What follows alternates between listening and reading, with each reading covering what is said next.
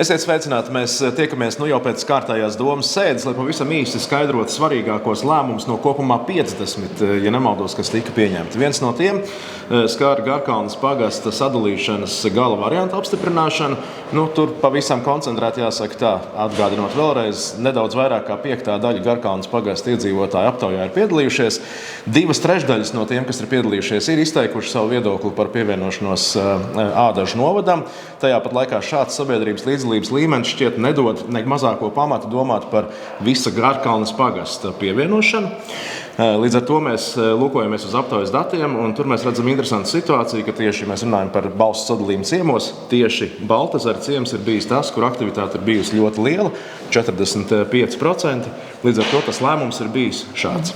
Jā, un paldies visiem, kas vakar piedalījās diskusijās, un arī aktīviem iedzīvotājiem, un domas deputāti tātad ar balsu vairākumu pieņēma šo lēmumu Baltezera Garkalnes sadalīšanas plānā ietvert Baltezera ciemu un nodot Ādažu novadu pašvaldībai šādu lēmumu, ka Garkalnes sadalīšanas plānā mēs piedāvājam pievienot Ādažu novadam Baltezera ciemu.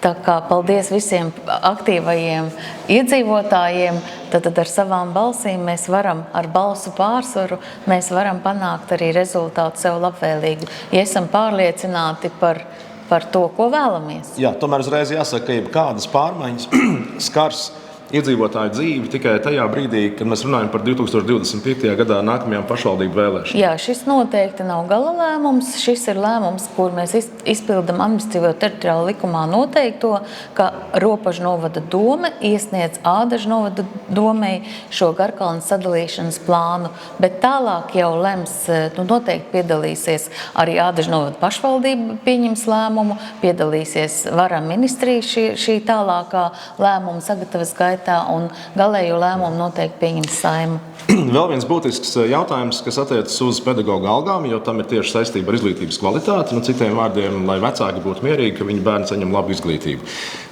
Tas ir lēmums, kuram ir zinām ieteikumi arī uz budžetu, un es teiktu, ka tā nebūtu nav maza. Jā, tā nebūtu nav maza. Vakar mēs pieņēmām lēmumu par Ropažu novada pašvaldības pirmsskolas izglītības iestāžu un iestāžu ar pirmsskolas izglītības grupām pedagogu, atbalsta personāla, vadītāja vietnieku izglītības jomā pirmsskolā un metodiķu, profesionālās ievirzes izglītības pedagogu un mūzikas un mākslas skolu direktoru algu likmes noteikšanu, paaugstināšanu. Ir, kuriem pedagogiem tiešām būtiski šīs algas likmes palielinās, ir, kuriem palielinās par 100–150 eiro, bet tas viss kopēji mums budžetā arī papildus nākamā gada izdevumiem pašvaldībai izmaksā 1 660 000.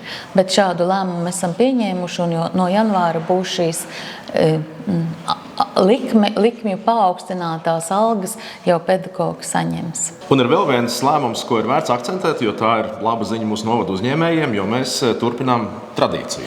Jā, apstiprinājām nolikumu Ropažu novadu uzņēmēju gada balva 2023 un aicinām visus aktīvi aizpildīt anketas un ar šīm nominācijām par mūsu novadu uzņēmējiem no 2. līdz 19. janvārim. Nominācija ir gana daudz, gan veiksmīgākais, gan gada inovatīvākais. Labākais pakalpojums sniedzējs, vesels birums. Būs no kā izvēlēties, svarīgi ir līdzdarboties.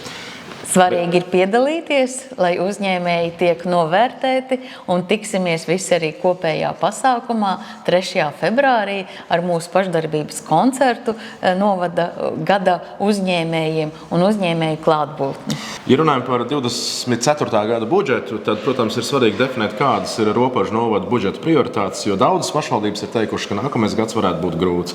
Bet mums ir savi mērķi, vai ne? Izglītība, sociālā joma. Noteikti. Izglītībā mums ir apmēram 45% izdevumu, kas ir prioritāte, mums ir izglītība, un arī sociālais budžets ir pietiekoši liels. Tāpat arī investīcijām paliek šis finansējums, gan vairāk pabeigt iesāktos investīciju darbus, un tāds lielākais, ko mēs plānojam, ir Garkalnes pirmsskolas izglītības iestāde, kur mēs arī startēsim uz šo Eiropas finansējumu, arī mūsu līdzmaksājums, un līdz tam arī izstrādāsim projektus Garkalnes gan Garkalnes mūzikas mākslas pamatskolai, gan Berģu mūzikas mākslas pamatskolai, lai projekti mums ir gatavi, ja būs šīs valsts investīcijas, mēs varam startēt. Tā pavisam īsi. Attīstībai, protams, ņemot vērā pieaugušos izdevumus, naudas būs mazāk, bet attīstība neapstāsies. Tā kā mēs tiekamies īsi pirms jaunā gada, tad nevaram nepateikt. Paldies! Paldies iedzīvotājiem, paldies uzņēmējiem par sadarbību, par ikdienas darbu, ko veicat. Un lai visiem ir laba veselība un, protams, liels miers, ne tikai dvēselē, bet arī ārējā pasaulē. Tas, ko apņematies, pierakstiet. Tas būs atgādinājums, ka jums vienmēr ir plāns. Lai jums skaista gada izskaņa. Un lai ģimenēs valda saticība, miers, paldies par stiprām ģimenēm mūsu Ropažu novadā.